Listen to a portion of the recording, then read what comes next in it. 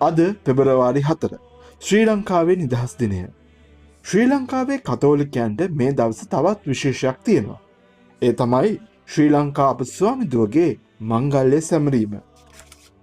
එවකට දෙවන ලෝක සංග්‍රාමය පැවති යුගයේ ශ්‍රී ලංකාව බ්‍රිතාන්‍යයන්ගේ යටත් විජිතයක් ලෙස පැවති අතර ජපානයේ ආධිපත්‍යය මුළු ආසියාව පුරා පැතිරෙමින් තිබූ අතර ශ්‍රී ලංකාවත් එහි ගොදුරක් වෙමින් පැවතුණා. ඒ ලංකාවේ තිබූ වැදගත් භූගෝලීය පිහිටීම නිසාද.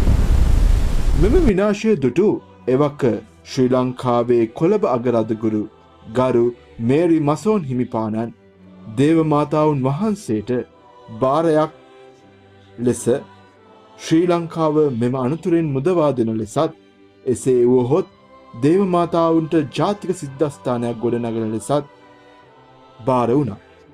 එහි ප්‍රතිඵලයක් ලෙස තමා අද අපි දකින රාගම තේවත්තේ පිහිටි අලංකාර ජාතික බැසිලිකාව ඉදිවන්නේ.